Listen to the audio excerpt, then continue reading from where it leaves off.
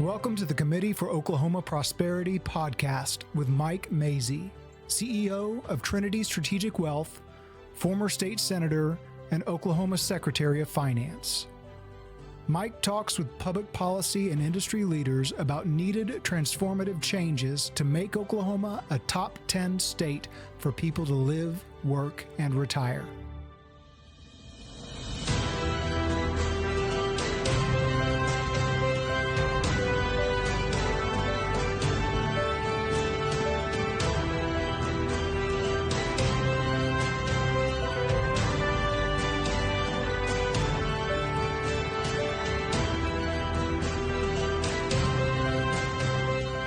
The Committee for Oklahoma Prosperity is advancing ideas and policy that create growth and prosperity for the people of Oklahoma.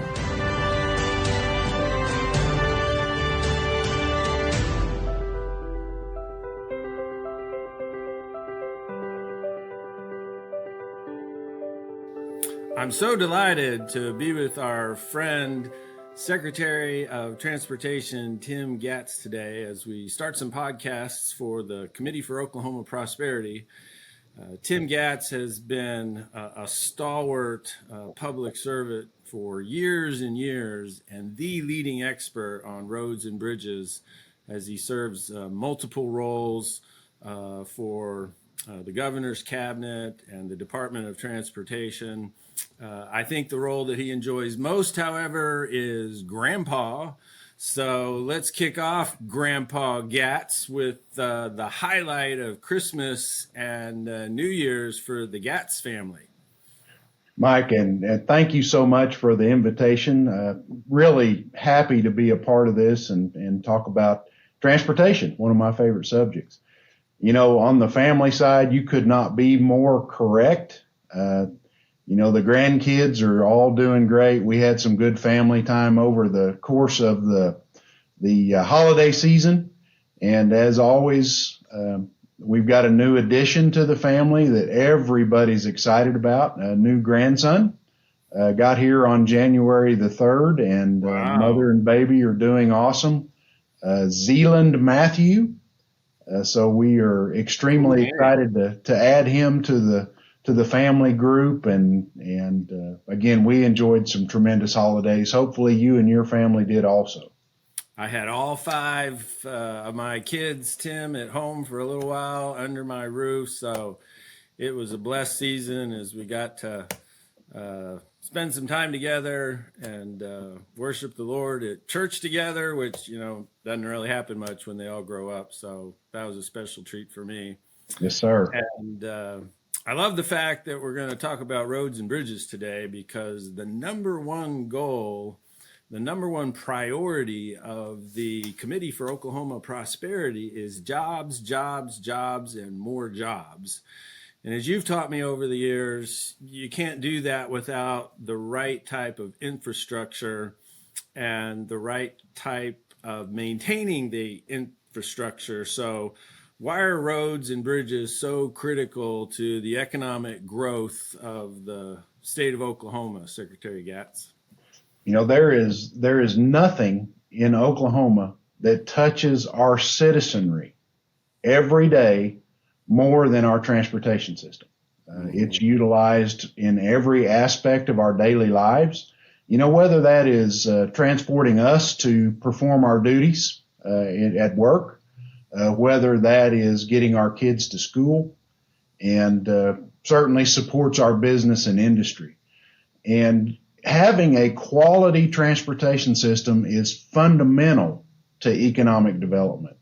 Again, without that network, without that travel time reliability, and I'll put an exclamation point on that from a business standpoint, we have to be able to move people, goods, and services effectively to attract business and support business here in the state of Oklahoma.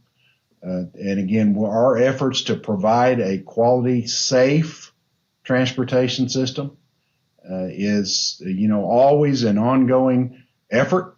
We don't suffer from a lack of job security because our mission is never ending. So again, but at the very lowest level, Mike, the transportation system is a critical part of the fabric of Oklahoma, whether that's in the urban areas and managing not just conditional issues of our roads and bridges, but congestion. And congestion equates to quality of life. And Oklahoma has done an exceptional job to this point of staying ahead of that. And, you look beyond our southern border at some of our friends in Texas and the commute times and the things that they suffer with. Oklahoma has done a good job of staying ahead of that. Our population growth continues to ramp up. So the demands on our system have got to keep pace, for the future. So. And you've got an amazing team all over the state, and we're grateful for your efforts and their efforts. One of the side effects of all this great progress that is finally happening, and we'll get back in a little bit to how all this progress, was engineered after, years of lack of attention. But with road work happening all over the state in so many different areas, we impatient Americans, Mr. Secretary, we impatient Oklahomans, we want it to all get fixed yesterday. And we can all kind of relate to, gee, I'm traveling down this road again and they're still not finished. And, sometimes that frustration sets in with all the road work, which is a little bit understandable. So for, all of us that are looking at the red cones and trying to be respectful of the workers, what should our expectations be when we see a critical project get rolling? Like, say, here in Tulsa, it took a lot of months for that US 75 and I-44 new interchange work to get handled. What should our time expectations be from start to finish on these major projects? When you're looking at an interchange like that, that's really a system to system interchange. Mm-hmm. And that particular location is one of the highest traffic volume locations that we have in the state of Oklahoma. So you're mixing a lot of traffic. That interchange worked really good in its former form when it was out in the middle of a pasture. And as originally constructed, that's exactly what it was. The section of I-44 through that area there just west of the Arkansas River was the oldest section of interstate that we had in the state of Oklahoma. Wow. So again, it served us well, but long past its life expectancy, long past its traffic carrying capabilities. And I would consider that to be a major, major investment in Oklahoma's future and the interchange work that's going on there now. From a expectations and timing standpoint, mm-hmm. You've got the critical path for transportation is a very simple factor of resources. And when the Department of Transportation undertakes a project like that, and to put that in perspective, that's going to be a $400 million investment by the time we get done with it. Wow. The Department of Transportation can't eat that elephant all at once in an investment like that, so we have to phase construct those projects. What you see out there right now is we're about 2 phases into it. One of the things that we're doing right now is working to compile a couple of phases together. So we'll let a project late summer on that particular interchange that will finish a lot of it. And what you see out there right now, commonly referred to as the kind of the ODOT Stonehenge, if you would. The tower. Yeah, and there is logic behind that, because what that did was that minimized some of the disruption to traffic for some of the next phases. But we're assembling right. Spaceship was going to come down and land on top of them and all connect at some point, Tim. Yeah, understood. But there, like I said, there is method behind that madness, and it will minimize some of the traffic disruption for the future. We'll start that next project. It'll be a good 2.5 years long, but it'll finish some of those flyovers. It extends to the south all the way back to about 61st Street. Wow. So it really takes care of 75 and some of the problems we've got there. So you're going to see major progress in that interchange to the tune of about $200 million worth of work in the next project that we let later in the summer. So again, a couple of years after that, and more than anything else, I want to thank the traveling public for their patience with us while we implement some of these improvements. And Tulsa is really been good to work with. The public is always attentive, and we, again, thank them for their patience, but ask them to bear with us. Indeed.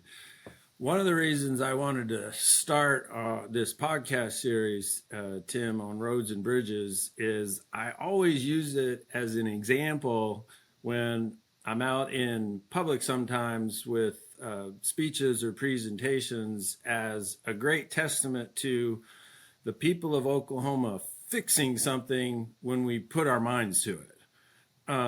When I went into the state Senate in 2004, there had been this 20 or 30 year period of inattention to our roads and bridges infrastructure across the state. And, not just me, but a whole lot of people and resources, the executive branch, the legislative branch, industry, all got together and said, how do we make this a priority? And that, of course, turned into the program that a lot of people refer to as roads, but they don't really remember, I think, or some people down at the Capitol today don't know how we got to this point of super massive progress. So why don't you describe for us how bad the situation had become and how the roads funding program helped us turn the corner and finally started playing some catch up on roads and bridges across the state? Mike, that's a great question. And you certainly, during your tenure in the legislature, you were witness to a phenomenal transition. And it's nothing less than that. And I'll put that in perspective a little bit. You remember when a barge knocked down the Arkansas River Bridge on I-40. That resulted in not only an absolutely tragic loss of life, but it severed a primary artery, not just for transportation in Oklahoma, but for transportation in the nation. Mm-hmm. We had to divert that interstate traffic onto a state highway system that was woefully ill-equipped to be able to handle that truck volume, to be able to handle the passenger vehicles, et cetera. And I think that galvanized the resolve of the Department of Transportation to make sure that there was a clear understanding in the legislature and among Oklahoma citizenry of the condition that our transportation asset was in. And the transportation network in Oklahoma is the largest publicly owned asset, and it's got a replacement value of about $70 billion. Wow. So, we went to work, certainly trying to make sure the legislature had the right information available to them to help make good, informed decisions about what our investment strategy ought to be. I'll tell you without hesitation, during the time, and when that I-40 bridge was down, the detour for it was an 89-mile detour. Oh. Across that 89 miles, we were out in the middle of the night with our crews trying to keep those bridges in the air. And literally, you could stick your arm through some of the bridge beams because they had so much rust and section loss. So we're out in the middle of the night trying to keep that detour operational. And again, that really hit us between the eyes as far as the need to get out there and get something done. That led to that transformation that started really in about 2004, carried on through the development and delivery of the roads fund. And that was where it all started. At that particular moment in time, I'll turn the clock back to 2006. The state of Oklahoma was 49th in the country in structurally deficient bridges on the highways. That's not an enviable position. And certainly we needed to do something about that. Diligence, commitment, and support of legislators and legislators and subsequent legislators, across that 20-year time window has been the key, and to consider what we've done in the 8-year plan was a big part of that, and really having a focus. We have made a incredible journey on our bridge infrastructure, going from 49th in the country to number 5 or number 6 in the country right now. That's terrific. For best bridges, 1,200 structurally deficient bridges in 2006, roughly. Today, we've got about 47, to really put that in perspective. Those bridges support our safe passage and support commerce. So again, we've come a long ways since 2004. The roads fund has been a key factor in that, and maintaining that revenue stream consistently over the long term has been really exceptionally important. And not just, the roads fund didn't just come into being. It has increased in funding level, which again, that's helped us keep pace with everything from inflation to just the demands out there on the system. But it all started now up to $590 million a year. $590 million is what it is today. It started out with a very simple commitment of $15 million. Now, so we've achieved top 10 status in structurally deficient bridges, which is amazing. You've kind of taught me as a city guy, a Tulsa guy, that one of the critical priorities also to now put some dedication and focus on is the need for shoulders on our rural roads. I think sometimes you use this phrase rural twos or something I'm not quite remembering. Why are getting shoulders on our rural highways, state roads so critical for the people of Oklahoma? Mike, if you look at Oklahoma's highway system, and if you put a tape measure down and measured it down the yellow stripe, we've got about 12,300 miles. Wow. Of that 12,300 miles, about 5,300 of it, as we sit here today, are narrow rural 2-lane highways that don't have a safety shoulder on them. Okay. Why is that a concern? Well, we've all traveled on some of those highways, and what happens too often is an edge drop off just outside that white line on the pavement develops over time, and a driver will drop the wheel off that low edge, overcorrect, and causing sometimes a rollover accident, more horrifically, sometimes a head-on collision in oncoming traffic, or a roadway departure to the right or to the left. So we have the highest fatality rate, the highest severity rate for accidents on those very rural 2-lane highways. And, we've got an initiative, much like we did with our bridge infrastructure, to focus our investments on putting safety shoulders, paved safety shoulders of at least 4 foot width, more importantly, 8 or 10 feet width, to support the safe passage on those highways. And again, that's become a real safety factor for us. It's a problem across the state of Oklahoma. We've got, of that 5,300 miles, we've got about 1,100 miles of it in the 8-year construction work plan scheduled to have shoulders put on it. And again, that is a very important facet, and especially in rural Oklahoma. Those highways support our safe passage by our citizenry, but also They support our business and industry. Oklahoma is still an agricultural state.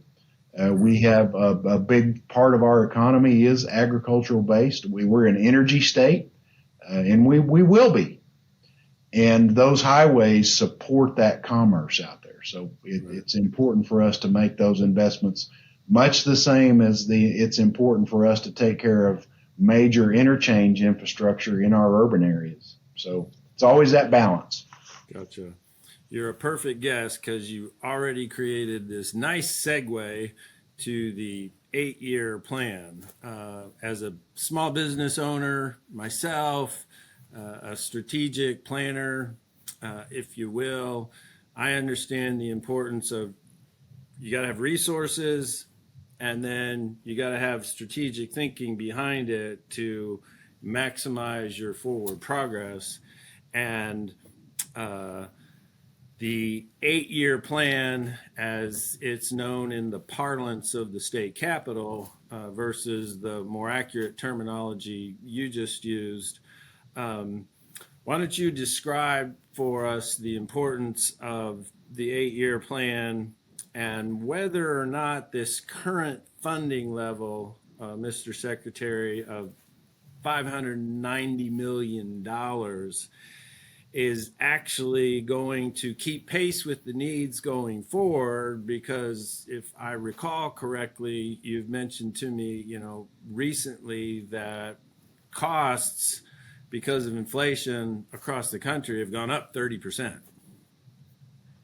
That's accurate. And again, talk a little bit about the 8-year plan first.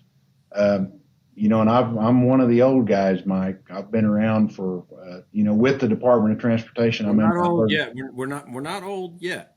We're veteran, wise sages. Understood. We hold him for another 20 years. We can't admit to that just yet. Well, so I've got a good historical perspective of the department, and I was here before we had an 8-year plan. What that resulted in is a lot of rework, a lot of commitments that were not fiscally responsible, if you would. And we were making promises that we knew we couldn't deliver on. We didn't have the resources available to do it. The 8-year plan, and I want to credit right here to Gary Ridley, who was the Secretary of Transportation, the director of Department of Transportation at the time. I learned a lot from him when I first came into the Senate. Yes, sir. And he was the one that really brought the focus to that problem. And he was responsible for us sitting down at the table and putting together a fiscally constrained resource plan to meet the needs of the state, not exactly the way the department would like to, because we'd like to do things a whole lot faster. But we took the resources that we had available at the state level and the federal level and really directed those dollars to the engineering-based needs that we had identified across the state of Oklahoma. And, that was a dramatic shift. When the 8-year plan came into being, it took politics out of that investment strategy. Right. And again, became engineering based. That plan's our guidebook. If you can imagine, we tell you not what we're going to try to do with the transportation system just across the course of the next year. We try to project that 8 years out. Okay. So that's that managed plan. That's our investment strategy. That's our communication with both the legislature and the public on what we're trying to accomplish. And it's really helped us tremendously as a communication tool. Yeah, so, reading those 8-year plan booklets that you've handed out over the years was sometimes overwhelming, but also pretty encouraging because this is a real well thought out schedule, and it's made a world of difference for the state. As we think longer term, the world is changing, and we've got gasoline powered vehicles, and we've got electric vehicles, and we've got hybrid vehicles, and we've got tax receipts that come from filling up at the gas station, but we got electric vehicles that don't fill up at the gas station, but might become, more and more prevalent. So how should legislators and, the governor in the next 8 years, if you will, be looking at these changing dynamics? And maybe you might want to use this opportunity to explain the pilot program that's, I think, going on right now that our mutual friend, state senator and transportation secretary or transportation committee chairman, John Haste has been discussing sometimes with the public. And that's really the concept of investment revenue generation for transportation infrastructure investment has been really based heavily on motor fuel tax revenue. Right. And, that's the motor fuel tax in Oklahoma on a gallon of gas and a gallon of diesel is 20 cents. Okay. We're one of the lowest in the nation. I think we're about 45th in the country lowest motor fuel tax. That's a good thing. That speaks well for Oklahoma. We've met some of our transportation needs with a user fee, which comes in the form of our turnpike network. That's helped us keep those motor fuel taxes down. But that 20 cents it's not indexed to anything. So when a gallon of gas is $2.50, we collect 20 cents a gallon for fuel tax. If that gallon of gas goes to $5, that same 20 cents is collected. So it's not indexed. It doesn't grow. Okay. But it's been a very solid revenue stream for about 100 years. There are very few taxes in the United States that have served that purpose during a 100-year period. The motor fuel tax concept came into being in the early 1900s, and it served the public well because it's been a growth revenue stream. More miles traveled, more gallons of gas used, so you had a growing revenue stream until just about the current time. Just over the last few years, we begin to see those motor fuel tax revenues start to flatten. The federal motor fuel tax is certainly one that we're watching closely. But those revenues are beginning to flatten. And what's driving that is to some extent electric vehicles, not to a great extent though. What really drives that is fuel efficiencies. And, the CAFE standard, the fuel efficiency standards that are being set at a much higher level today than they've ever been before. So even though in Oklahoma, our vehicle miles traveled, so the miles that are driven across our transportation system every day continue to grow, our motor fuel tax revenues are flattening. And that we have to be paying attention to that. The state of Oklahoma, and for that matter, the United States, is going to have to really get a handle on this and make some decisions about how we want to generate revenue to be invested into our transportation system. And, the transition is really what Fair Miles, our pilot program, is all about. The legislature gave us some statutory instruction to say, hey, you guys go take a look at this. Come back with some ideas, come back with some recommendations. So we did the pilot. We had somewhere between 250 and 400 participants at any given time in that pilot study. About 1 million miles traveled across the state of Oklahoma. The pilot's complete. We delivered our report to the legislature at the end of December. Okay. And, it's got some good information in it and some recommendations. It's intended to spur some thought process, not to be a prescriptive guidebook. I see. Because again, there's a lot of things the legislature is going to have to take a look at and consider. And, but at the same time, the important thing is to recognize that in the face of inflation, and Mike, you talked about it, heavy highway industry across the course of the last 4 years has experienced inflationary pressures of about 63%. Holy cow.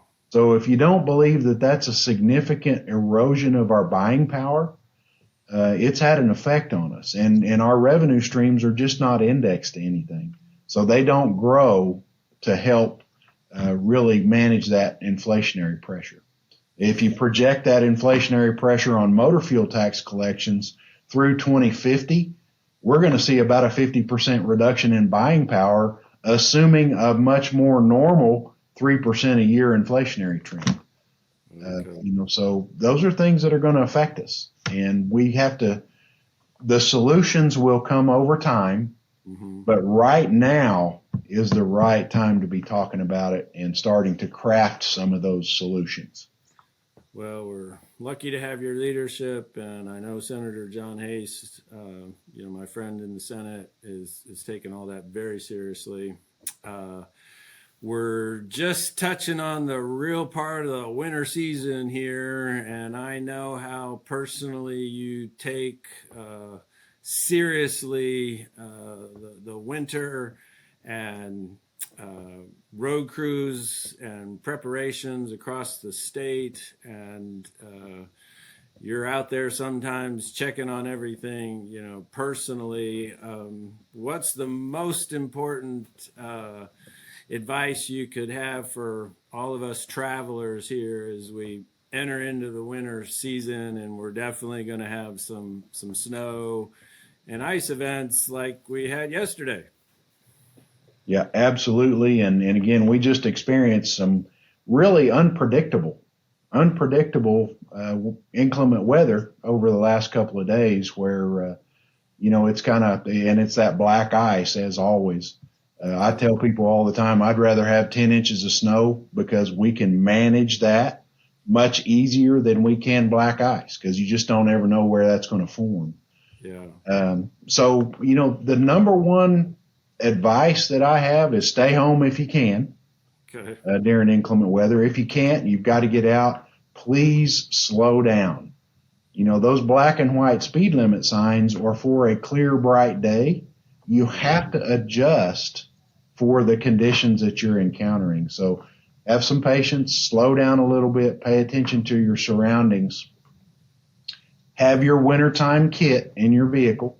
That's going to be maybe an extra cell phone battery, maybe some blankets, some water, some snacks. You want to have that in your vehicle just in case. And it may not be you caught in a snowdrift.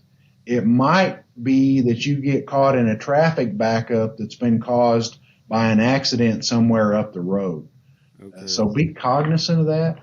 And then, Mike, you've heard me say so many times, please buckle your seatbelt.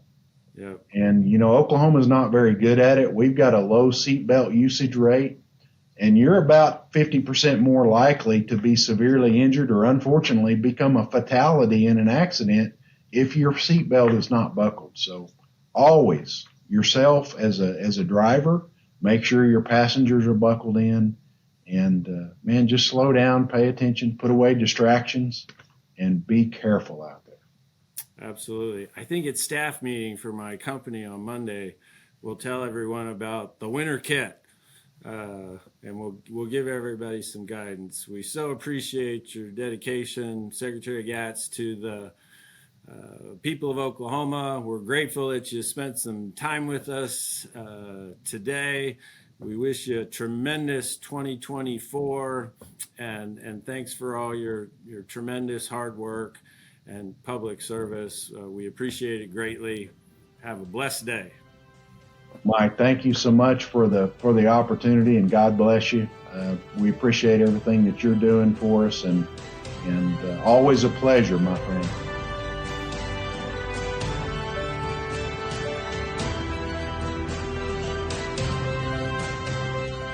The Committee for Oklahoma Prosperity is advancing ideas and policy that create growth and prosperity for the people of Oklahoma.